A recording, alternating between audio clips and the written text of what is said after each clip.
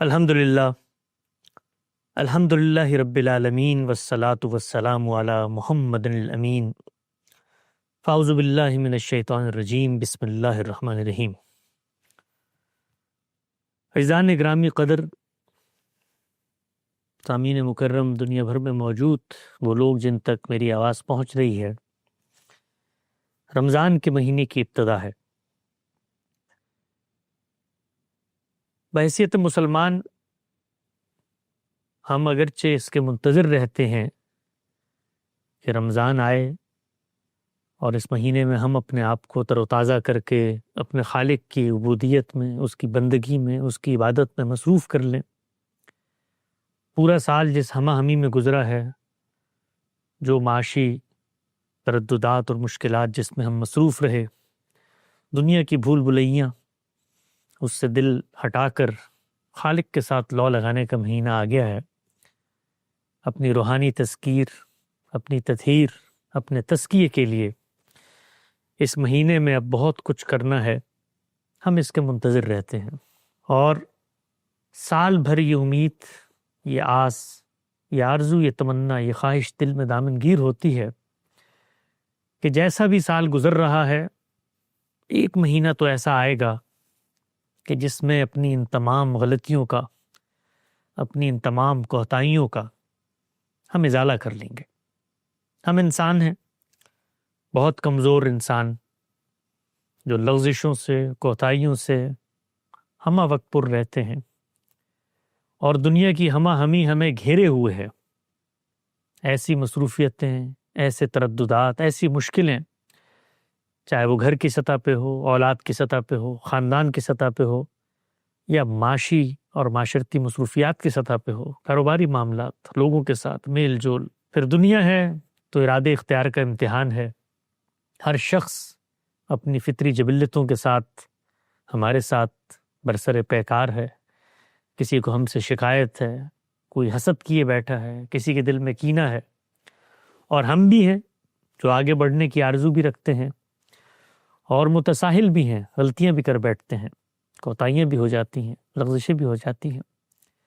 اس سب میں بطور انسان بڑی آس ہے اس مہینے سے، بڑی امید ہے اس مہینے سے، اور چاہے کتنا ہی بڑا عالم ہو، فقیہ ہو، ذکی ہو، دانشور ہو، اس کے لیے یہ مہینہ بڑی سہولت کا مہینہ ہے۔ ہم پورا سال اس کے منتظر تو رہتے ہی ہیں کہ اگر یہ آ گیا تو کوشش کریں گے کہ کم سے کم اس مہینے میں وہ کام کر ڈالیں جو شاید ہم پورا سال نہیں کر سکتے تھے۔ میرا یہ خیال ہے کہ خالق کائنات ہماری اس مشکل سے بہت اچھی طرح متعارف ہے۔ اس نے ہمیں بنایا ہے، وہ یہ جانتا ہے کہ ان انسانوں کو دنیا میں بہت مصروف رہنا ہے، ان کی زندگی بڑی بھرپور ہوگی، لہٰذا ان کو ان کی زندگیوں سے نکال کر ایک ایسے ماحول میں لے جایا جائے جہاں پر وہ اپنے آپ کو پھر سے تلاش کریں، وہ خود سے ملاقات کریں، وہ خود کو دریافت کریں۔ وہ جب خود کو دریافت کریں گے، خود سے ملاقات کریں گے، خود کو جانیں گے، تو اسی کے نتیجے میں میری معرفت کا حق بھی ادا ہو جائے گا، وہ مجھے بھی جان لیں گے۔ کیونکہ اس دنیا میں خالق کا مقدمہ وہ شروع ہی مجھ سے ہوتا ہے۔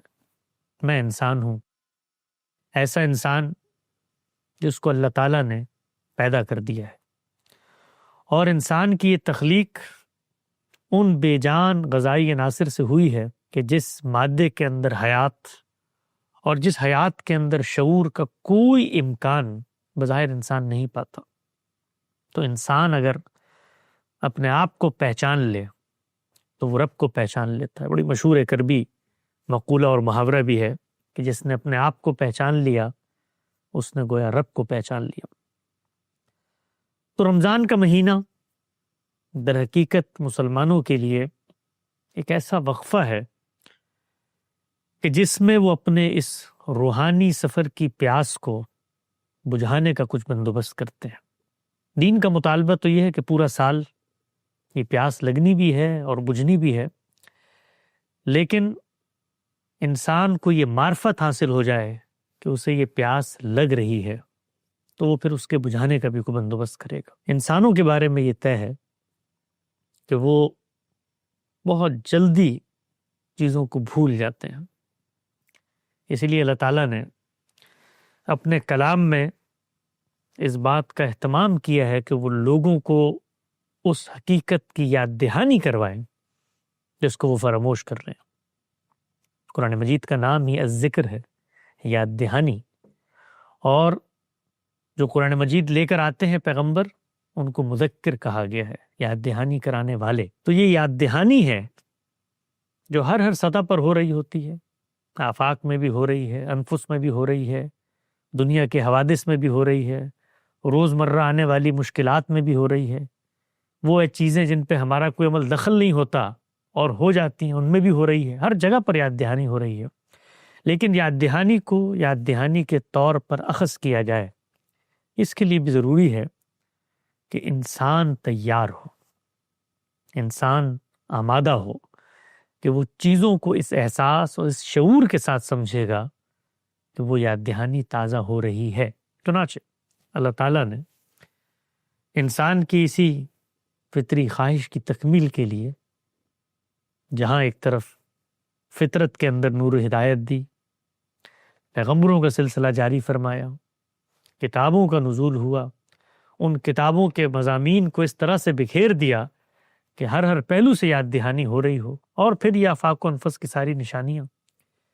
لیکن اس سے آگے بڑھ کے اللہ تعالیٰ کی صفت رحمانیت کا بے پایہ ظہور دیکھیے کہ اس نے ایک پورا مہینہ اس مقصد کے لیے مقرر کر دیا۔ کوئی جانتا ہے کہ جس خالق کو تم مانتے ہو اگر اس کو بقیہ زندگی میں یاد رکھنا ہے تو 3 ہی پہلو ہیں جن سے اس سے تعلق پیدا کرنا ہوگا۔ پہلا پہلو ہے اس رب کی پرستش کا، جس کو میں رب مانتا ہوں، میں اس کی پرستش کروں، میں اس کی بندگی کروں، میں اس کی عبادت کروں، اس کے آگے جھکوں۔ عبادت کا یہ جذبہ کہیں آسمان سے زیادہ نہیں ہوتا۔ عبادت کا یہ جذبہ اس یاد دہانی اور شعوری عمل کا ایک ناگزیر منطقی نتیجہ ہے کہ جس عمل کو اگر انسان ذہن کی سطح پر پورا کر لے تو پھر وہ بندگی کے علاوہ کسی دوسرے مقام پر کھڑا ہی نہیں ہو سکتا۔ آپ یہ دیکھیے کہ میں بطور انسان دنیا میں جب شعور کی آنکھ کھولتا ہوں تو میرے سامنے دنیا کی رنگا رنگی، دنیا کی بو قلمونی، دنیا کے یہ عجائبات، دنیا کے اندر بکھرے ہوئے خدا کی قدرت کی نشانیاں، یہ بل کھاتی ندیاں، یہ بہتے جھرنوں کا شور، یہ ہریاول سبززار، یہ متسلسل پہاڑوں کے سلسلے، اور پھر ان کے اندر یہ غذائیں، یہ موسم، یہ رنگ، یہ آہنگ، یہ روپ، اور یہ معنویت، اور یہ اتھا گہرائی، اور پھر ان کے اندر موجود رشتے، ان رشتوں کے ساتھ میرا تعلق، ان کی نزاکتیں، یہ جمالیات، یہ سب چیزیں مجھے یہ پیغام دیتی ہیں کہ اے انسان اپنے آپ کو پہچان۔ یہ جو کچھ تیرے خارج میں موجود ہے یہ تیرے اخذ و اکتساب کے نتیجے میں سامنے نہیں آیا، یہ ایک ہستی ہے جس نے تیرے لیے مقرر کر دیا۔ تو جب ان نعمتوں کا سامنا ہوتا ہے، میں ان سے مستفید ہوتا ہوں، تو اس استفادے کے نتیجے میں میرے داخل سے، میرے باطن سے، میرے اندرون سے ایک آواز اٹھتی ہے۔ وہ آواز شکر و سپاس کا ایک نعرہ ہوتی ہے۔ گویا میں اس منعم حقیقی جس نے مجھے یہ نعمتیں دی ہیں، اور صرف نعمتیں نہیں، نعمتوں کا ایک لامتناہی سلسلہ ہے جو دیا ہے، اور نعمتیں بھی ایسی جو غیر مترکبہ ہیں، میرا کوئی عمل دخل نہیں ان کو پیدا کرنے میں، وہ مجھے مل جاتی ہیں، وہ ایکوائرڈ نہیں ہیں، وہ عطائی ہیں، وہ دی گئی ہیں۔ تو ان کے استفادے سے میرے اندر ایک جذبہ شکر و سپاس پیدا ہوتا ہے۔ اس جذبہ شکر و سپاس کا میں اظہار کرنا چاہتا ہوں۔ یہ اظہار کیسے ہوتا ہے؟ عبادت کی صورت۔ چنانچہ جو رب کائنات میں موجود ہے اس سے میرے تعلق کا پہلا ظہور کیسے ہوگا؟ میں اس کی پرستش کروں گا، عبادت کروں گا، اس کے آگے جھکوں گا، سر تسلیم خم کر دوں گا، اس کے آگے سجدہ کروں گا۔ گویا میں اپنے ظاہری حیت سے اور اپنے باطن کے شعور کے اعماق سے یہ پیغام دوں گا دنیا کو بھی، خود کو بھی، اور اس منعم حقیقی کو بھی کہ میں تیرے ہی آگے جھکتا ہوں، میں تجھے ہی الہ مانتا ہوں، تیرے علاوہ اس جہان کا کوئی پروردگار نہیں ہے۔ تو خالق سے پہلا رابطہ، پہلا تعلق جو پیدا ہوتا ہے وہ پرستش کا ہے، وہ عبادت کا ہے۔ لیکن عبادت کا یہ تعلق پیدا کرنے کے لیے ضروری ہے کہ میں اس خالق کو دریافت کروں، اس کو جانوں، اس کو اپنی زندگی کی حقیقت سمجھوں۔ اس حقیقت کو سمجھنے کے لیے اللہ تعالیٰ نے ایک مہینہ مقرر کر دیا ہے اور فرمایا ہے کہ یہ مہینہ صرف یہ نہیں کہ اس مقصد کے لیے ہے کہ آپ نے اپنے خالق کو پہچاننا ہے، بلکہ یہ مہینہ اس ہدایت کے نزول کا بھی مہینہ ہے کہ جس کے اندر اس مقصد کی پہچان اور اس کی تفصیلات کو ثبت کر دیا گیا ہے۔ گویا خالق سے میرے تعلق کا پہلا اظہار خالق کی عبادت میں ہوتا ہے، دوسرا اظہار خالق کی اطاعت میں ہوتا ہے، اس کی فرما برداری میں ہوتا ہے۔ جس کو ہم بڑا مانتے ہیں، جس کو اعلیٰ درجہ دیتے ہیں، تو پھر ہم اس کی بات بھی تو مانتے ہیں۔ تو خالق کی بات ماننا، اس کی اطاعت کرنا، اس کے کہے پر سر تسلیم خم کر کے جھک جانا، یہ خدا سے تعلق کا دوسرا ظہور ہے۔ پہلا ظہور پرستش، دوسرا ظہور اطاعت۔ روزہ اسی مجسم اطاعت کے تصور عبودیت کا ظہور ہے کہ میں وہ چیزیں جو خالق نے مجھ پر جائز قرار دی تھی، کھانا پینا خالق کی نعمتیں، کلوا واشربوا قرآن مجید کہتا ہے، کھاؤ پیو، ایک وقت کے لیے اپنے اوپر پابندی عائد کر لیتا ہوں کہ میں نے ان چیزوں کو نہیں کھانا۔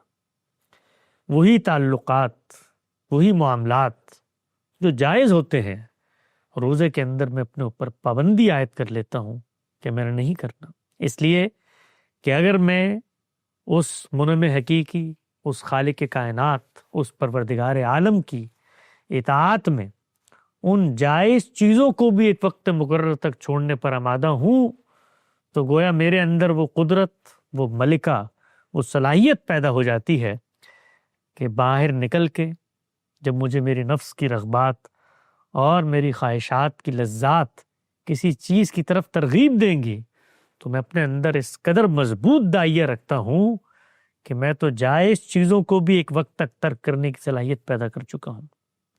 تو روزہ اس مقصد کے لیے ہمیں دیا گیا ہے۔ اور خدا سے تعلق کا تیسرا ظہور کیا ہے؟ وہ تیسرا ظہور ہے نظر کا، اپنا آپ اس کے سپرد کر دینے کا۔ اور اس کی علامت کیا ہے؟ وہ حج اور عمرہ ہے، اور اس کی منتہا کیا ہے؟ وہ قربانی ہے۔ گویا ہم جس کو خالق مانتے ہیں اس کے آگے جھکتے ہیں، اس کی بات سنتے ہیں، اور پھر اس کی بات اس حد تک سنتے ہیں کہ زبان حال سے یہ پیغام دیتے ہیں اپنے آپ کو بھی، اپنی دنیا کو بھی، اور اپنے خالق کو بھی، کہ تیری ایک آواز پر ہم اپنی جان تک کی قربانی دے سکتے ہیں۔ یہ قربانی کیا ہے؟ یہ قربانی اصل میں اپنی جان کو نظر اور مماثل صورت میں جانور قربان کر کے ہم یہ پیغام دیتے ہیں کہ کل اگر موقع ملا، ضرورت پیدا ہوئی، خدا کا اذن ہوا، تو خدا کی راہ میں اپنے آپ کو قربان کرنے سے بھی ہم گریزاں نہیں ہوں گے۔ یہ حج جو ہے، یہ اسی قربانی کی پوری رسم کی ایک ریہرسل ہے۔ اگر آپ حج کے مناسک کو دیکھیں تو جس طریقے سے اس میں آپ مجاہدین کی طرح دو کپڑے اوڑھ کر گویا میدان جنگ میں آ گئے ہیں اور لبیک اللہم لبیک کر رہے ہیں، اس خدا کے ہاتھ پر استعلام کر رہے ہیں، جس طرح جنگ میں قصر نمازیں پڑھی جاتی ہیں اس طرح سے پڑھ رہے ہیں، اور پھر اس کے بعد اپنا سر منڈوا کر اور قربانی کر کے یہ پیغام دے رہے ہیں کہ حق تو یہ تھا کہ اپنی جان تیری نظر پیش کر کے گھر جاتا، لیکن تو نے ہی میری جان کو احترام دے دیا ہے، تو اب جانور کو نظر بنا کر اپنی جان کا ایک نذرانہ تیری خدمت میں پیش کرتا ہوں۔ تو خدا سے تعلق کے یہ تین مظاہر ہیں۔ اس کی عبادت ہوگی، اس کی اطاعت ہوگی اور اس کے نظر پیش کی جائے گی۔ ان تینوں چیزوں کو اگر ہم نے حاصل کرنا ہے تو اس کے لیے شعوری ایمان کی دریافت ناگزیر ہے۔ اگر ہمارے اندر ایمان شعوری طور پر موجود نہیں ہوگا تو ہم کبھی بھی کسی بھی سطح پر خالق کے ساتھ اپنے تعلقات اور اپنے تقاضوں کو پورا کرنے کی کوئی کوشش کارآمد ثابت نہیں کر سکتے۔ یہ رمضان کا مہینہ در حقیقت ایک مشق کا مہینہ ہے، ایک مزابلت کا مہینہ ہے، ایک وقف کا مہینہ ہے، ایک ٹھہراؤ کا مہینہ ہے، غور و فکر کا مہینہ ہے، تدبر و تعقل کا مہینہ ہے۔